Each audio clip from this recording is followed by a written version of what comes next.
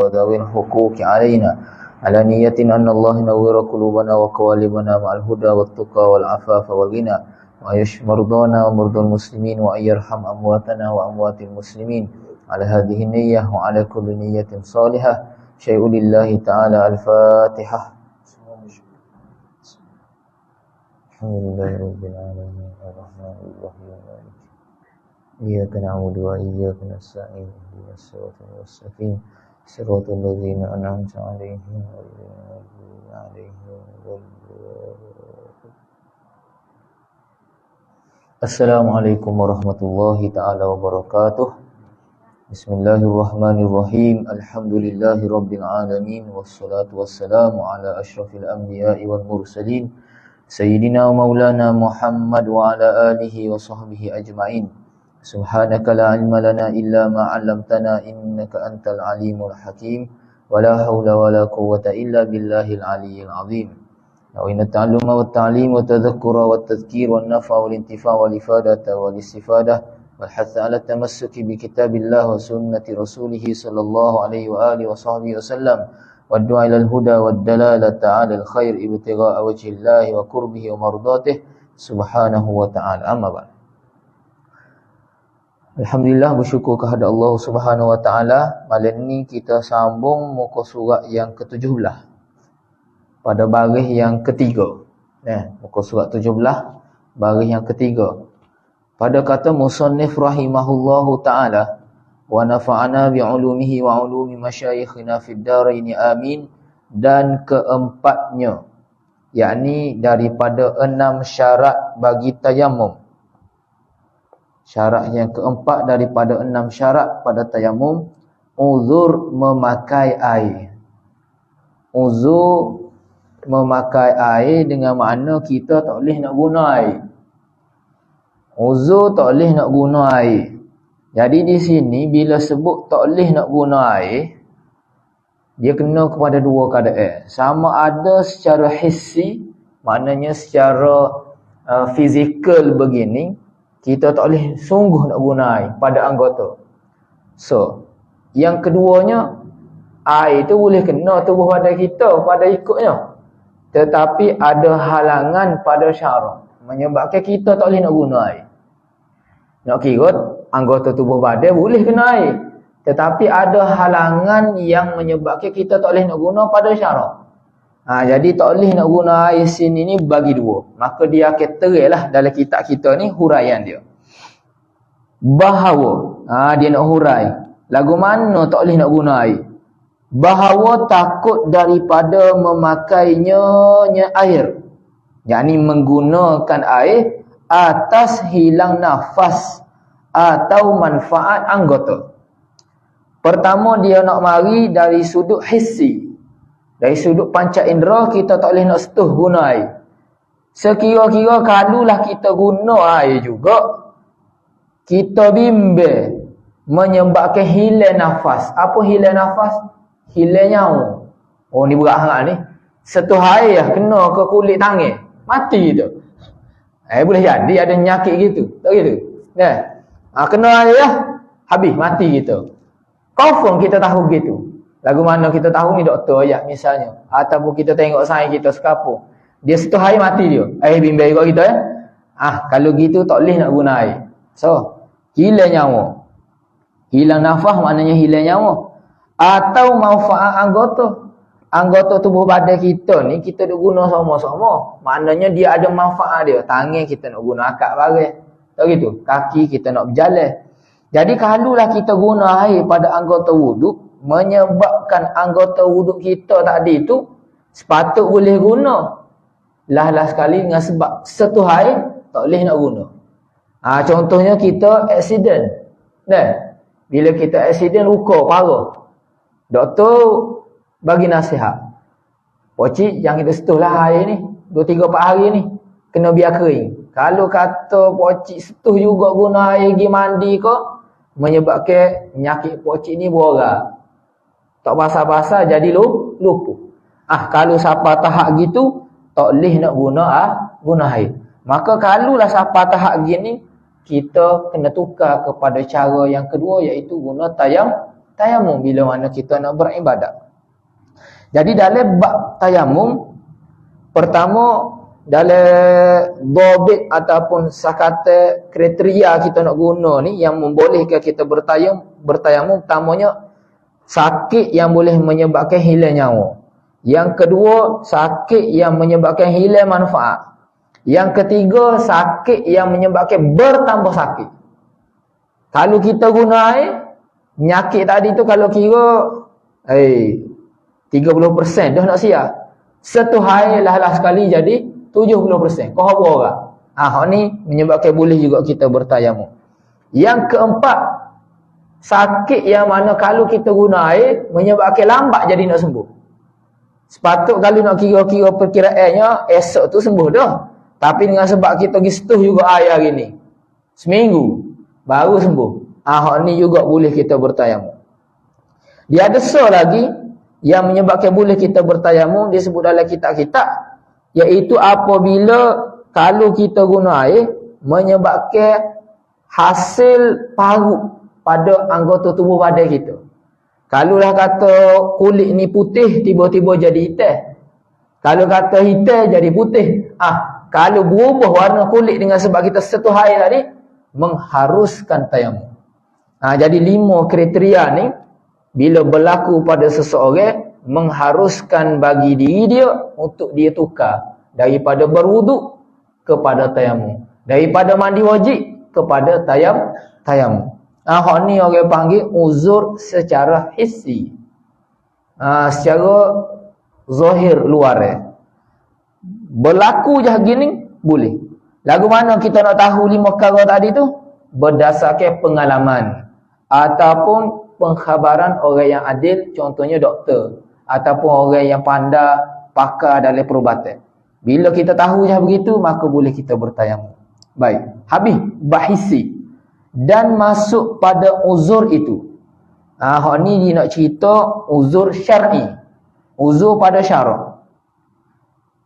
Lagu mana huraya dia? Barang yang apabila ada air pada hampirnya. Kalau nak kira, air tu ada dekat dengan tubuh badan dia. Semeter, 5 meter dekat dengan tempat dia. Dan jika dikosatkan dia air. Kosak dengan makna kita tuju. Kita nak pergi kat dia. Kita tahu air ada duduk bangunan sebelah. Kita nak pergi ambil air bangunan sebelah.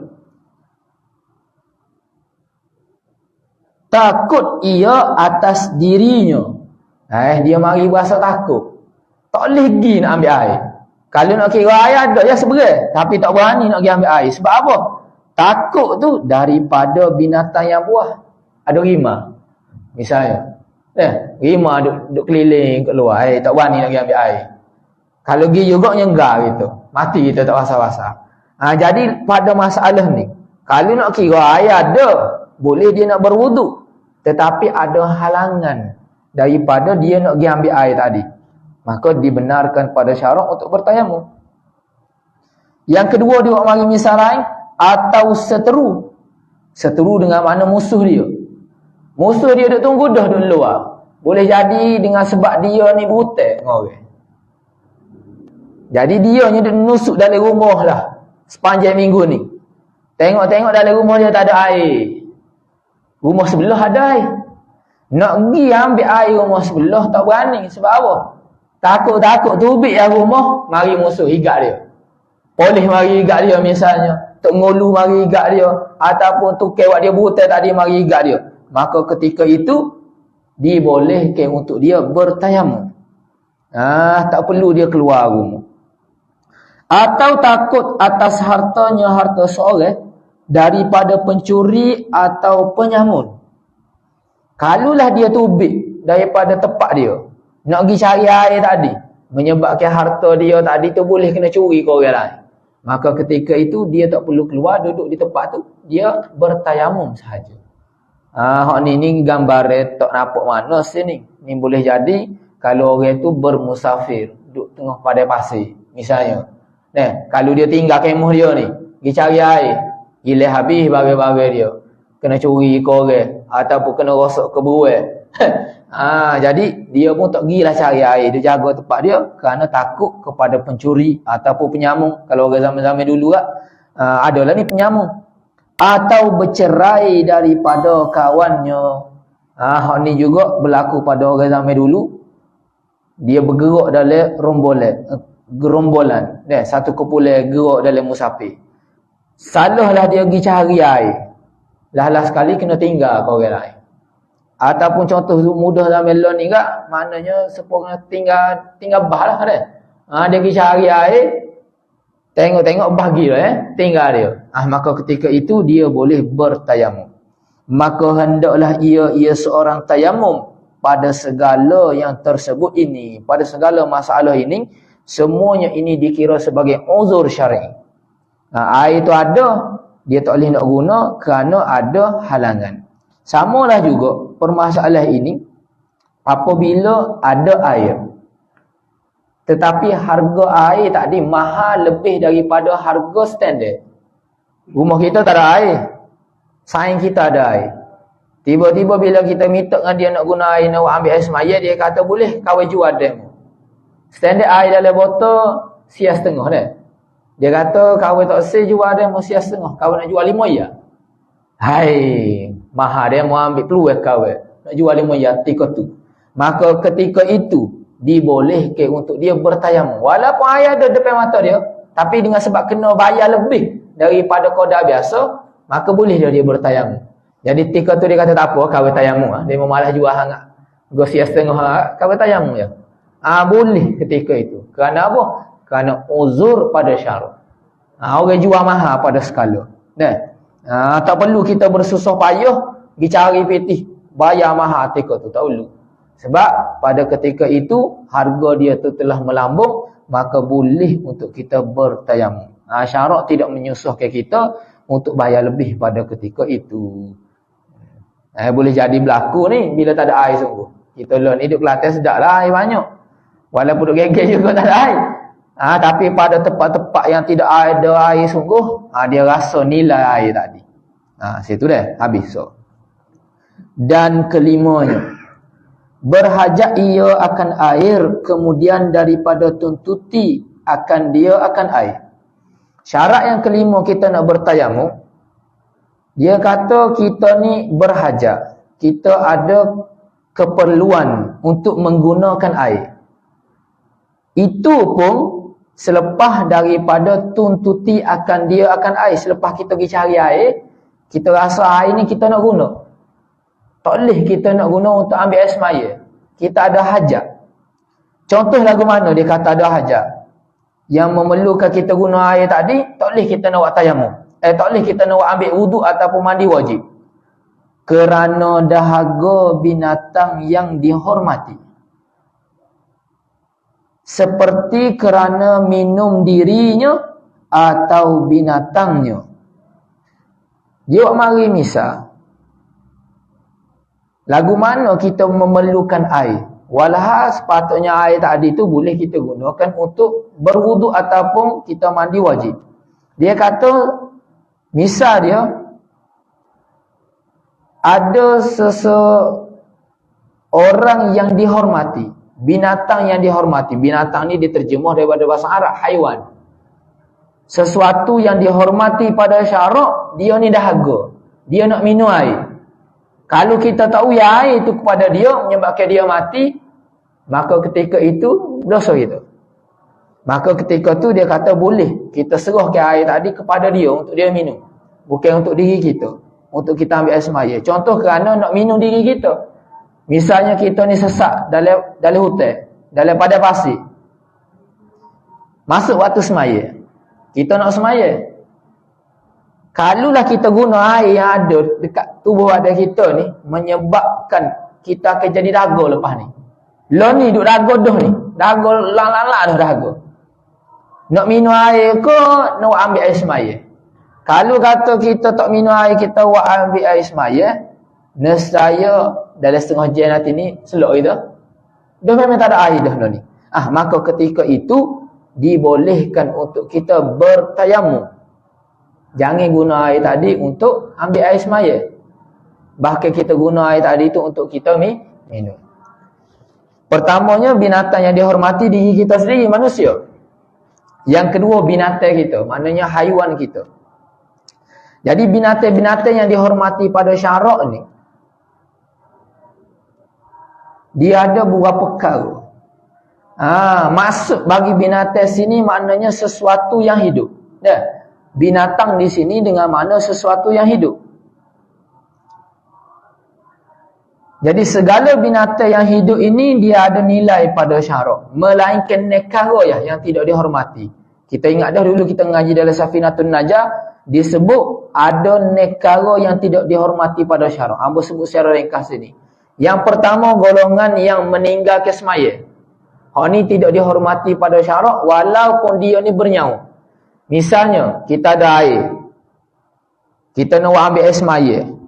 Tengok-tengok ada sains sebelah kita ni jenis orang memang tak semaya dah. Kita raga, dia raga.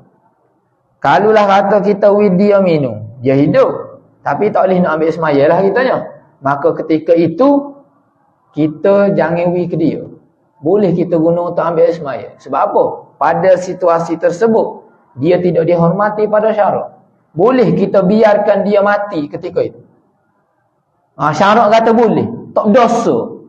Nak katanya tak berdosa, cuma kalau kita bui, tak ada masalah. Tak ada masalah. Cumanya kalau kita tak bui, dengan sebab dia ni meninggalkan semaya, kita gunakan juga air tadi tu untuk berwuduk, tak berdosa bagi kita. Kerana orang yang meninggalkan semaya ni, dia tak ada nilai di sisi syarak. Kita mengaji kitab ni jelas gitu kan. Orang meninggal semaya ni tak ada nilai. Yang pertama. Yang kedua, orang yang berzina. Sama juga. Kita nak ambil air semaya. Kalulah kita tak ambil semaya, kita nak wui ke dia. Orang yang berzina ni, nak mati lola ni. Boleh, jangan wui air ke dia. Kita guna ambil semaya. Sebab dia ni jenis orang yang berzina. Zina muhsan pula. Maksud zina sini, zina muhsan. Jadi orang yang berzina muhsan, dia tidak ada nilai pada syarak. Sebab hukumnya dia memang kena rejam dah. Orang yang berzina muhsan, hukumnya dia kena rejam sampai mati. Jadi pada situasi tersebut tak berdosa kita tak wui ke dia. Sebab dia tidak ada nilai pada syarak. Yang ketiga, orang murtad. Sama juga ni orang murtad. Kita ada air, orang murtad duduk sebelah kita. Kita nak wui air ke dia ke kita nak ambil air semaya? Ambil air semaya. Jangan wui air ke orang murtad. Melainkan jika kita nak berdakwah kepada dia dengan harapan kalau kita wui air ke dia masuk Islam semula. Maka ketika tu boleh. Cumanya kalau tak wui air ketika tu tak berdosa. Nak ya tu ya. Maknanya boleh kita tak wui air ketika tu. Yang keempat, kafir harbi. Kafir yang kita duk perang dengan dia dah. Ni di Palestin, duk perang dengan Israel. Tu kafir harbi tu. Kita duk Palestin misalnya. Dia membong kita dah ni. Ni kita ada air, dia tak ada air, dia raga. Kita nak guna air ni ambil air semaya ke nak wui ke orang Zionis tadi tu untuk dia minum. Jangan wui air ke dia. Kita guna untuk kita. Sebab dia tak ada nilai. Sebab dia kafir harbi. Dia lawan Islam. Yang kelima dan juga yang keenam, anjing dan juga babi. Anjing dan juga babi. Anjing sini dengan mana anjing yang gila. Anjing liar. Dan juga babi. Kalulah dua binatang ni daga. Kita ada air. Kita nak guna ambil air semaya. Pada ketika itu, mizan, orang panggil neraca, yang manakah lebih aula? Kita nak ambil air semaya guna air tadi ke, ataupun air tadi kita nak wui ke anjing ataupun babi tadi untuk minum supaya dia ni boleh hidup? Guna untuk kita. Jangan wui kepada anjing dan juga babi tadi. Sebab nekara yang saya sebut tadi ni tidak dihormati pada syarak. Binatang yang lain boleh. Contoh, kita duduk tengah padang pasir, kita dengan kuda kita ada air segelas. Kitanya tak dahaga mana boleh tahan lagi. Tapi nampak kuda kita ni lidah tu duduk jelai dah dahaga. Masuk waktu semaya. Air ni nak guna untuk ambil air semaya ke nak wui kuda kita minum. Maka ketika itu kita bagi kuda kita minum. Kitanya bertayamum. Sebab kuda kita itu dihormati pada syarak. Haiwan yang dihormati pada syarak. Kucing sama ke? Kucing ke, rabbit ke misalnya. Boleh berlaku. Jika kita ahcong duduk sebelah rumah. Nama apa lagi? India. Tak kira lah. selain daripada nekara tadi je, kita tak salah kalau tak beri kepada dia. Tapi kalau orang lain, salah. Dengan makna kalau ketika tu, contohnya tadi, kuda dengan kita tu, kita guna juga buat ambil air semaya. Siapa-siapa kuda kita mati, ketika tu dosa kita. Dosa kita kerana kita tak bagi kuda tadi tu minum. Sebab tu katanya kena mengaji. Walau benda ketika tu darurat dah. Tetapi yang manakah lebih aula? Nyawa kuda tadi tu lebih aula lagi.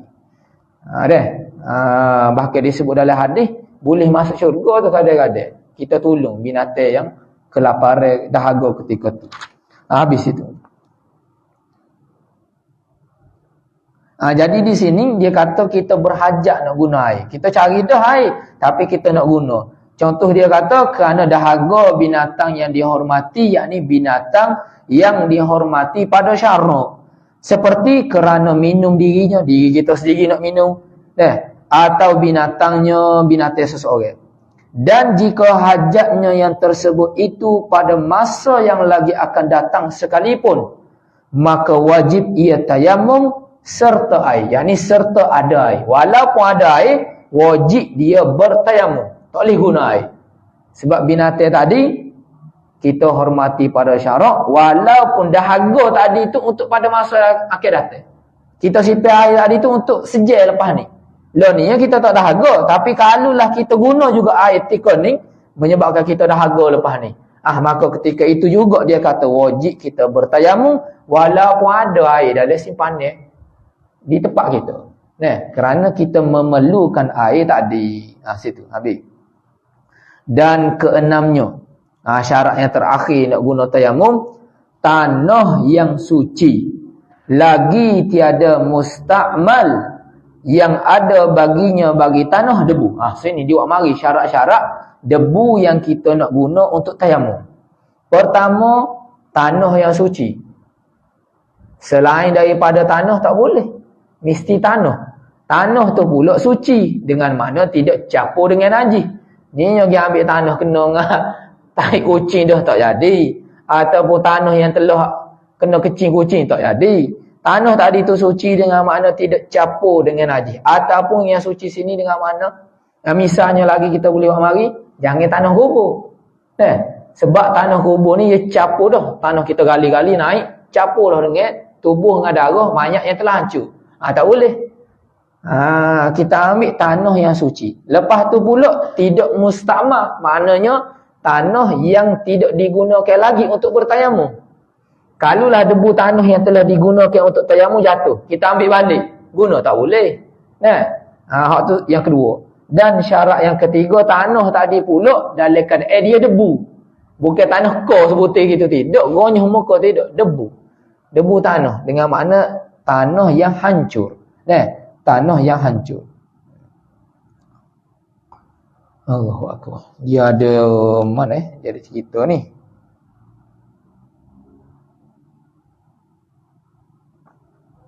Baik. Dia ada cerita lepas ni dan masuk pada tanah itu segala bagainya bagai tanah. Tak kira lah apa-apa jenis tanah sekalipun. Tanah warna merah, tanah warna hitam, warna kuning, warna putih, boleh. Jika tanah obat sekalipun. Tanah tu orang buat obat. Contoh lagu mana tanah orang buat obat? Seperti batu kawi. Aja kelih ke batu kawi Batu warna merah dia. Batu warna merah tu. Hak tu pun boleh. Tapi ketika batu tu kita tak boleh nak gunalah untuk tayamum. Apabila ditumbuk akan dia hingga hancur. Batu kawi tu, batu merah tu, ambo aja kelih ke. Mujur, orang muda jumpa. Habis main aja kelih. Kena tanya ni orang-orang lama. Biasa kelih. Batu kawi. Di warna merah. Kita tumbuk-tumbuk hancur, boleh guna hak tu. Batu tu orang buat obat. Orang buat obat ke apa? Kenapa? Buat asa. Orang ngasuh batu tu. Gitu. Dia bukan untuk cari beret ke apa tidak, batu kahwin ni. Kita tahu ke? Dia ada fadilah dia tu. Tu yang maknanya boleh guna asal jadi debu. Dan yang dibakar daripada tanah. Tanah yang dibakar juga boleh. Itu pun dengan syarat selama tiada jadi habu. Maknanya tiada jadi habu ni tak jadi air. Bila jadi air, dia tak jadi dah debu. Dia jadi batu air, arang batu dah. Tanah tu bila kita bakar semua jadi arang batu, tak boleh dah. Tapi kalau tanah bakar menyebabkan kalau kita pergi atas hancur lagi boleh. Ni jangan jadi kerah gitu. Jadi air. Kalau dah jadi air dah tak boleh. Dan tiada sah tayamum dengan tanah yang bercampur dengan tepung dan kapur dan umpamanya tepung dan kapur. Tanah yang kita nak guna ni mesti betul-betul tanah. Jangan campur dengan benda lain.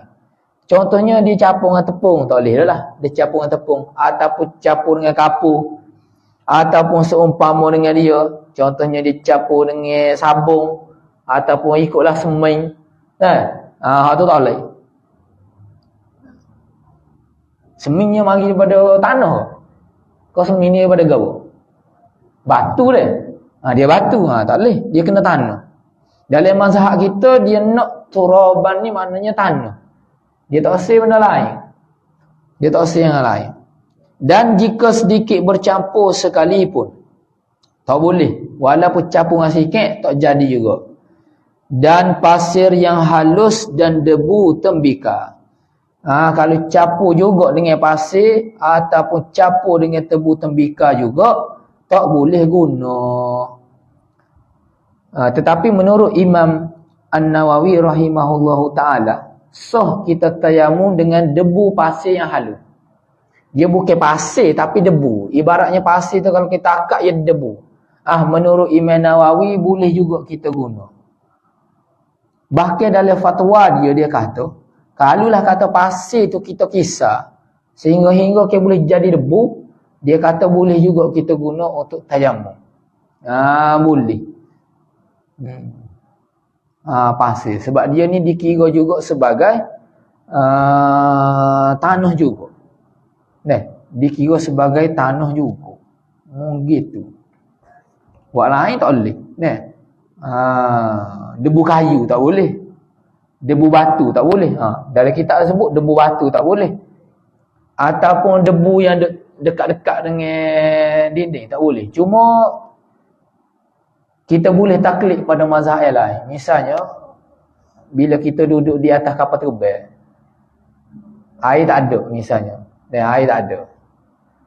Hanya ada debu yang ada di dinding-dinding.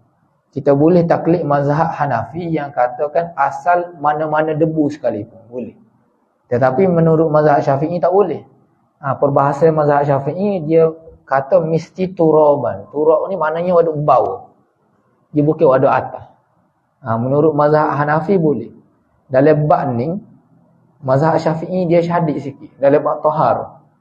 Antara mana-mana mazhab kalau kita perhati, bab taharah Syafi'i yang paling ikhtiar. Nak dibandingkan dengan mazhab-mazhab yang lain. Dalam bab najis, bab taharah, bab mandi, bab wuduk semua ni, mazhab lain mudah sikit. Berbanding dengan mazhab Imam Syafi'i dia jaga sungguh. Ijtihad dia memang payahlah sikit. Maka ada keadaan yang tertentu yang mana memerlukan kita bertaklid kepada mazhab yang lain. Maka ketika tu terpaksalah kita taklid. Cuma pelajaran kita pada hari ni nak ceritanya dalam mazhab Syafi'i. Jadi kita cerita semua-semua dalam mazhab Syafi'i. Cuma kalau kita ada situasi-situasi tertentu boleh kita guna ketika tu. Lah ni mudah dah orang jual dah. Orang jual dah. Di Japar Awah ada jual debu tanah. Dia payah kalau musim hujan. Musim hujan tak jumpa debu tanah. Ketika tu selok jugalah. Dia musim hujan ada air dah lah. Tak ada waktu. Dia mau tak ada beta dalam ketika tu yang kata tak jumpa debu sah. Musim hujan. Lepas tu hujan tu apa tahu kita ada. Lega juga. Kadang-kadang kita memang enggak ada gitu. Tapi bila berfikir mula, kena tipu demo gitu. Salah. Hujan ada tapi tak seguna. Lepas tu syarat tadi kan suci. Maknanya jangan guna debu yang bercampur dengan najis. Contohnya tanah kubur tak boleh. Ataupun tanah yang telah kena air kecil. Lepas tu kering. Kita pun guna semula. Tak boleh. Begitu juga tanah dalam masjid. tak boleh kita guna untuk tayamum. Sebab tanah dalam masjid dia harta wakaf. Nah, barang masjid ni barang wakaf, tak boleh kita nak guna saja-saja gitu. Tak boleh. Jadi kita dah ni masjid comel dah. Zaman dulu ni masjid biasanya dibuat daripada tanah liat misalnya kan. Jadi dianya tak ada air. Mudah tak pergi tepek kat masjid selalu. Tak boleh. Nyo 100 orang pergi tepek gitu, hilang dinding masjid. Nah, kalau di Mauritania, di Afrika tu masjid dia tu masih lagi menggunakan tanah liat. Ataupun di Yaman, dia masih lagi menggunakan tanah liat. Jadi kalau tempat tu memang kering sungguh. Jadi kitanya pakat pergi ambil debu masjid tu menyebabkan habis. Kikis jadi. Nah, dia jadi terkikis. Maka jadi haram hukum dia sebab harta masjid ni harta wakaf. Sebab tu kita kena beringat kat masjid ni maknanya elektrik tak boleh nak guna saya saja. Kita gicah telefon kita. Beringat tu siapa bayar ni. Nah, orang wakaf ke masjid ni. Melainkan kita ni ada dah share sendiri. Tu tak apalah. Loan ini bagi wakaf. Air orang wakaf. Kapek. Nampak comel kapek masjid. Ambil bawa balik rumah. Tak boleh. Dia bukan mudah-mudah. Harta wakaf ni kita tak boleh nak guna mudah-mudah. Sebab dia kait dengan seluruh harta orang ramai. Habis itu. Boleh lagi ke ni? Ini dalam kitab lain ada sampai 10 syarat. Kena ngaji kitab lain pula. Bermula fardu tayamum 5 perkara. Fardu di sini dengan mana rukun tayamum. Ada 5 perkara. Pertamanya, niat. Niat, yakni niat mengharuskan sembahyang atau tawaf atau menyentuh mushaf atau umpamanya. Dia niat tayamum tak serupa dengan niat ambil air semaya. Sebab tayamum kita cerita itu dia ibadah yang naqisah. Ibadat yang kurang. Berbanding dengan ambil air semaya, dia ibadat yang tamah. Jadi oleh kerana dia ibadat yang naqisah, dia tidak dapat mengangkat hadas. Dia tak serupa dengan ambil air semaya. Dia tak serupa dengan mandi wajib. Ambil air semaya mengangkat hadas kecil. Mandi wajib mengangkat hadas besar. Maknanya tayamum dia tak sampai level tu. Dia hanya mengharuskan sahaja. Sebab itu dia ada perbahasan kita kena ganti. Tak gitu? Lepas tu pula perbahasan lepas ni, satu tayamum boleh buat satu fardu. Jadi ibadat tayamum ini dia terikat dengan banyak perkara. Sebab dia kurang. Tu kurang. Perbahasan sini panjang lebar di kalangan ulama-ulama mazhab. Fuqaha-fuqaha. Adakah tayamum menghilangkan mengangkat hadas atau mengharuskan sahaja ibadat? Di sini ada perbahasan antara mazhab. Di sisi mazhab kita, tayamum hanya mengharuskan sahaja ibadat. Dia tidak mengangkat hadas. Dengan dalil, kalau kata orang tu dia bertayamum dengan sebab tak ada air, bila ada air dia kena qada semula. Ya. Jadi di sini kita faham. Niat nak bertayamum hanya mengharuskan semaya, tawaf, menyentuh mushaf ataupun umpamanya yang lain. Seperti di niatnya seorang, nawaitu tayammuma listibahati fardhis salati. Sahaja ku tayamum kerana mengharuskan fardu sembahyang. Highlight situ dia kata nak mengharuskan fardu semaya. Tu salah satu contoh niat tayamum. Dia mari pula contoh yang kedua. Dia ada beza dua niat contoh ni. Atau nawaitu tayammuma listibahatis salati. Gapo erti dia? Sahaja ku tayamum kerana mengharuskan sembahyang. Dua-dua ni boleh kita niat. Bila tayamum, pertama kita niat mengharuskan fardu semaya. Yang kedua, kita juga boleh niat mengharuskan semaya. Beza gapo? Niat dua ni. Dia ada efek dia. Dia ada kesan dia.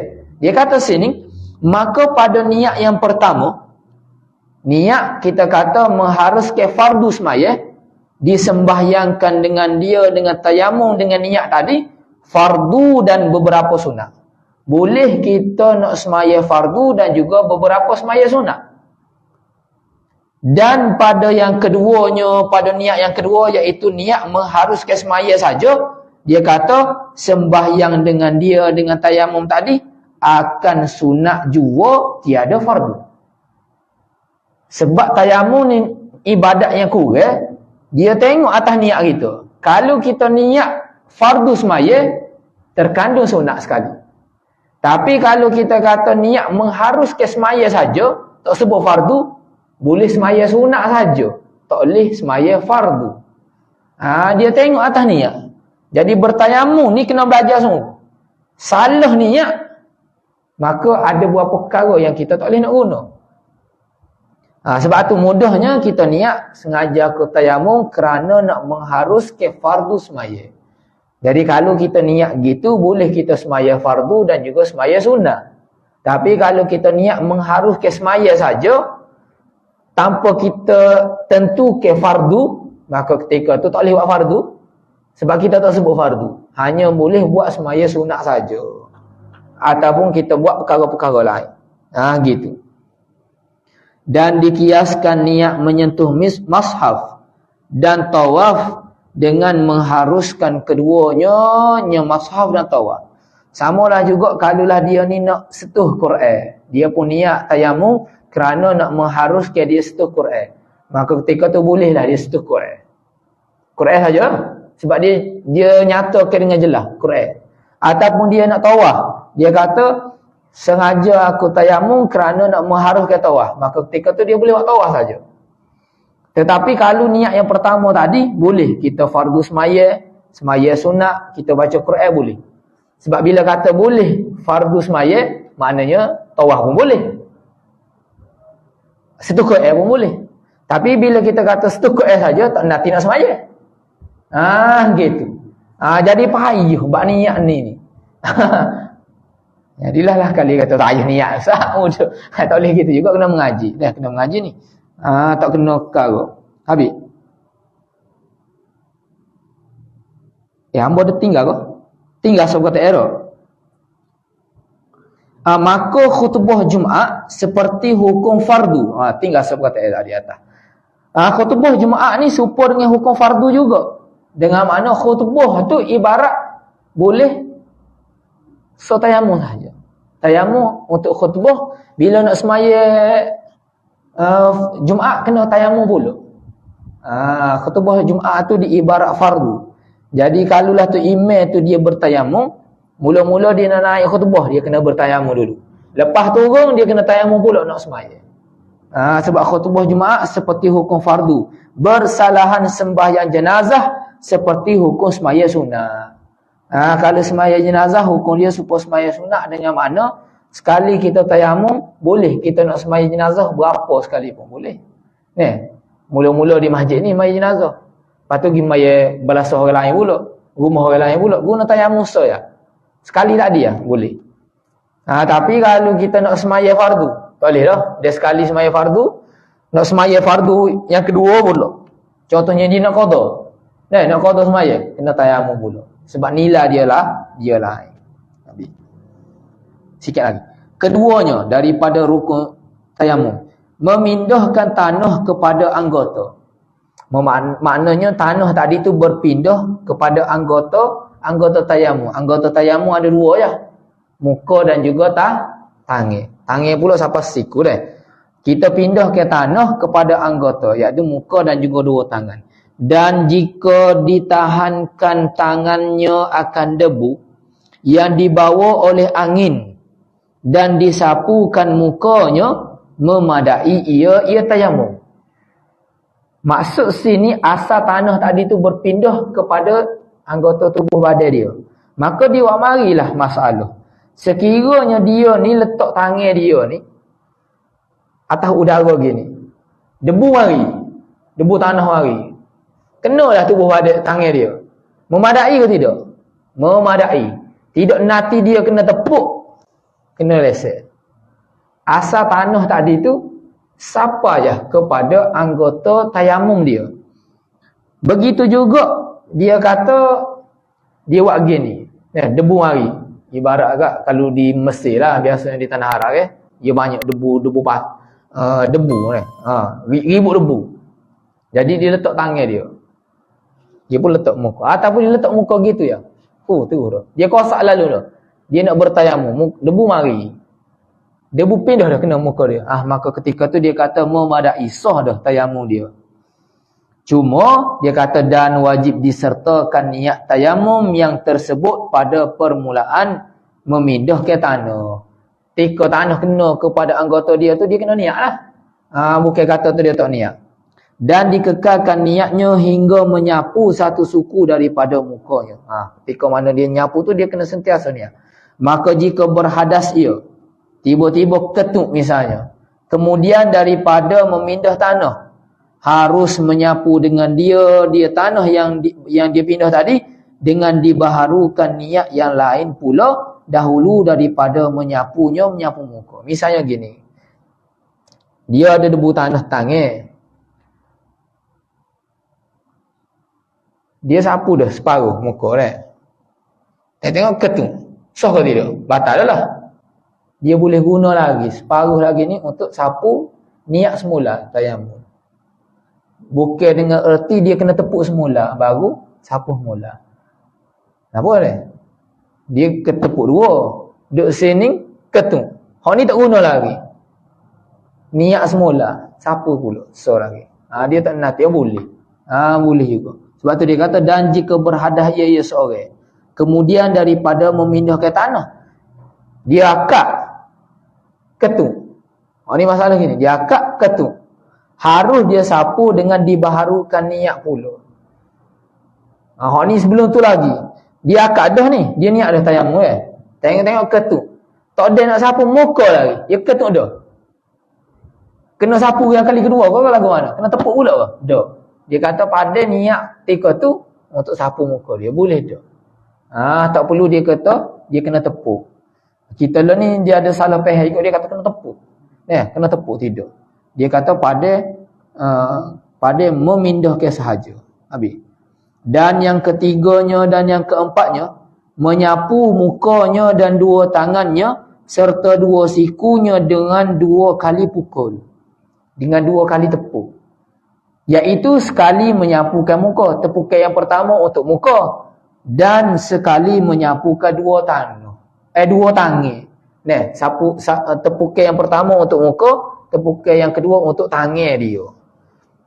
Jadi bila kita kata tepuk sini dan tiada ta'yin muka kita semua la'ala sawab dan tiada ta'yin pukul. Eja'nya yang sebenar fa waw kaf lam. Dan tiada ta'yin pukul. Maknanya tidak ditentukan untuk kita tepuk. Tak wajib tepuk ni dia kata. Cuma bila nak mindah ni mesti kena tepuk kan. Cara dia nak memindah tak kena tepuk. Cuma ada lagi cara lain. Jadi dia kata tidak ditentukan untuk memindahkan debu tadi tu dengan cara kita tepuk. Dia kata tiada ta'yin pukul. Bahkan jika dihantarkan tangannya atas tanah yang halus debunya dan bergantung tangannya dengan ketiadaan pukul, nescaya memadai. Ni dia pergi letak tangan dia atas tanah tu. Malah kata nak minum-minum ni pergi letak tangan atas debu tanah tu. Ni boleh juga. Tapi bukan cara yang sunnah. Cara yang sunnahnya kita tepuk, satu tepukan untuk muka, satu tepukan untuk tangan. Lepas dia gitu ni dah. Kita tak payah, kita lebih lah. Nescaya, mana ni? Nescaya memadai. Habis. Nak perhabis ni. Kelimanya, tertib, ikut turutan. Maka wajib didahulukan menyapu mukanya. Kemudian menyapu 2 tangannya. Kena sapu muka dulu, baru sapu tangan. Sama ada tayamum daripada hadas kecil atau hadas besar. Atau daripada mandi sunat dan lainnya mandi sunat. Tak kira lah kita tayamum tadi tu dengan sebab gapo sekalipun. Ada orang tayamum dengan sebab dia ni berhadas kecil. Ataupun dia berhadas besar. Sama je. Sebab berlaku pada zaman Nabi SAW, para sahabat, dia tak faham. Bila mana dia ni berhadas besar, orang suruh tayamum, dia tahulah tayamum ni kena sapukan debu tanah kepada anggota. Maka dia pun pergi guling dalam debu tanah. Maka Nabi memperbetulkan balik tindakan sahabat tadi. Tayamum hanya pada dua anggota sahaja, muka dan tangan. Tak kira lah kita nak ganti mandi wajib ke ataupun nak ganti ambil air semaya. Dua anggota ni ya, muka dengan tangan. Lo ni tak boleh nak mandi wajib ni. Semalam bersama dengan isteri, bangun pagi waktu subuh tak ada air. Sudah kerja. Nak pergi semaya. Lagu mana ni? Nak gigul ni ke? Tidak. Supaya mandi. Ambil sapu muka dengan tangan sahaja. Nah, anggota tayamum hanya dua sahaja. Tak kira lah kerana nak mandi ke, kerana nak ambil air semaya, dua anggota tu sahaja. Dan ditambahi di dalam majmu', yakni kitab majmu' bagi Imam Nawawi rahimahullahu ta'ala, syarah bagi kitab Muhazzab, 6, iaitu 6 syarat. Dia tambah apa? Iaitu 5 yang tersebut, seperti mana yang kita nyatakan. Dia tambah yang ke-6-nya, dan mengkosakkan tanah. Kita kena tuju ke ambil tanah.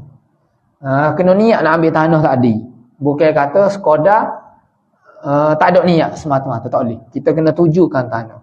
Itu syarat di sisi Imam Nawawi dalam kitab Majmu'. Sebenarnya dia terkandung dah dalam tadi memindahkan tanah. Dan di dalam Raudah, iaitu kitab Raudatul Talibin bagi Imam Nawawi juga, dalam kitab tu sebut 7 syarat. Iaitu 6 yang tersebut, dan yang ketujuhnya dia tambah dan tanah. Tanah tu sendiri juga adalah rukun juga, dia kata. Dan jangan dikerjakan 2 fardu dengan tayamum yang satu, bahkan dikerjakan 1 fardu juga. Kalau tayamum boleh guna 1 fardu saja, bukan kata 2 fardu. Maksud 2 fardu sini tak kira lah, bukan 2 fardu semaya saja ni. Boleh jadi juga dengan fardu yang lain. Misalnya fardu semaya dengan juga fardu tawaf, tak boleh. Dia duduk Masjidil Haram, dia bertayamum. Lah ni dia duduk semaya Zuhur. Sedang molek lepas semaya Zuhur tu dia nampak ada luar, dia nak pergi semaya, dia nak pergi tawaf pula. Tawaf tu pula tawaf fardu. Tawaf dia umrah misalnya. Ketika tu dia tak boleh dia pergi tawaf terus, dia kena tayamum dulu. Sebab tawaf tu juga adalah tawaf fardu. Tapi kalau tawaf tu sunat, luar-luar saja boleh dia pergi tawaf. Sebab hak tu fardu, hak tu sunat. Lah ni hak tu fardu tak boleh. Supalah masalah khutbah Jumaat tadi. Gitu, 2 fardu yang berbeza. Jadi dia kena tayamum pula. Lepas tu boleh rosak kita 2 tayamum selalu. Tak boleh, dia kena sesa. Ni dia kata, kita gabung lalu lah 2 kali tepuk. Tak boleh. So guna untuk ni. Lepas habis baru tayamum pula. Ya gitu. Dia tak ada gapuh sekaligus lalu, tidak. Dulu kita duk mengaji dulu, kita ingat kita juga kata boleh kabur lalu. Salah. Dan barang yang dikehendaknya daripada segala sunat yang sudah masuk waktunya dahulu daripada tayamum. Hak ni juga dia kata mana ni?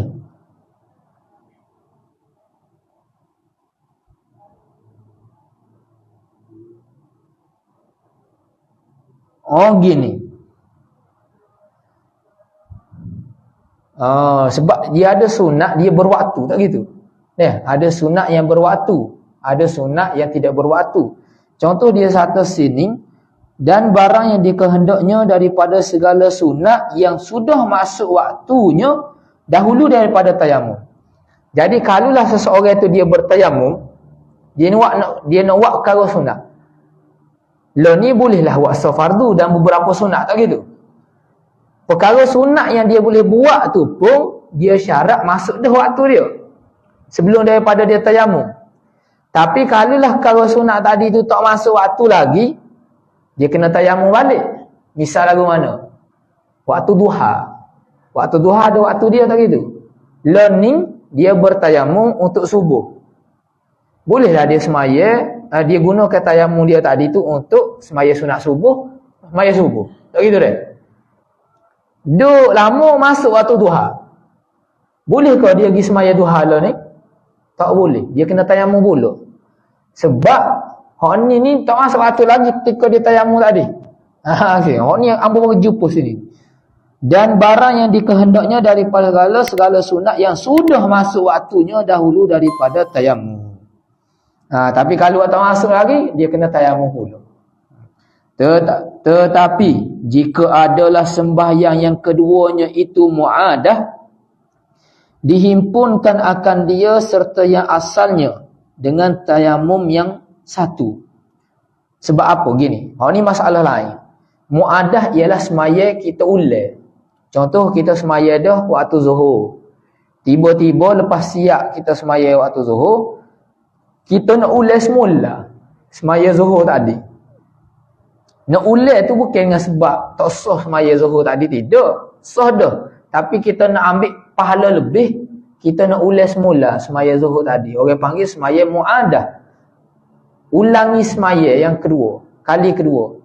Dia syarat kita nak ulang semaya kali kedua ni mestilah dalam keadaan berjamaah. Dia tak boleh nak ulang dalam keadaan seorang. Misalnya kita semaya zuhur tadi berjemaah dah, ataupun kita semaya sore lah, semaya zuhur tadi. Tiba-tiba saing kita baru mari, dia nak semaya zuhur. Dia kata, tak ada jemaah ke? Tak ada. Kalau gitu kita semaya jemaah sekali lah. Kita pun kata, kita semaya dah. Jadi oleh kerana dia ni nak semaya dalam keadaan berjemaah, kalau dia semaya sore rugi, fadilah. Jadi kita ni semaya dah lah ni. Kita ulang semula semaya zuhur tadi berjemaah dengan dia. Dapat pahala lebih. Orang panggil semaya mu'adah. Ulangi semaya. Biasa dengar dia. Semaya ulang dah. Tapi syarat dia mesti berjemaah. Baik. Kalau nak kira, semaya tu semaya zuhur. Dua-dua tu fardu tak gitu. Lepas tu kena tayamum pula ke? Untuk mu'adah yang kali kedua tadi tu, dia kata pada dengan tayamum sekali ya. Sebab dia kata, kerana sembahyang mu'adah jatuh sunnah. Hukum semaya mu'adah ialah sunnah. Jadi semaya kali kedua tadi tu, walaupun semaya fardu zuhur, tetapi hukumnya sunnah. Jadi boleh juga kita guna satu tayamum sahaja. Kita tayamum nak semaya zuhur. Kita pun semayalah berjemaah. Habis semaya jemaah, mari sayang kita sore nak semaya pula. Kita siap dia tak sedia semaya sore, kita pun nak jemaah dia lah. Tak kira lah kita terimeh ke dia terimeh. Jadi kita pun nak semaya kali kedua zuhur. Berjemaah, niatnya mu'adah. Jadi ketika tu tak perlu kita pergi tayamum. Memadai tayamum yang tadi. Kerana semaya mu'adah tadi tu, walaupun pada hakikatnya dia itu adalah semaya fardu, tetapi hukumnya adalah sunnah. Maka boleh dah menggunakan satu tayamum. Sebab itu dia kata, dan jika diniatkan padanya pada semaya mu'adah akan fardu sekalipun. Walaupun dia niat fardu, tetapi hukumnya adalah sunnah. Habislah. Dan ketahui olehmu bahawasanya telah ijma' segala ulama' atas bahawasanya tayamum itu tertentu pada muka dan dua tangan jua. Dua anggota ni je. Dan jika tayamum itu daripada hadas besar sekalipun, hanya kita tayamum pada muka dan juga tangan sahaja. Bukan kata goleng seluruh tubuh badan. Habislah situnya berkaitan rukun bagi tayamum. InsyaAllah minggu depannya, jika umur panjang, kita masuk pada sunat-sunat tayamum. Wallahu a'lam bis-shawab wa ilmuhu al-atam. Wa sallallahu ala sayyidina Muhammad wa ala alihi wa sahbihi wa sallam. Walhamdulillahi rabbil alamin.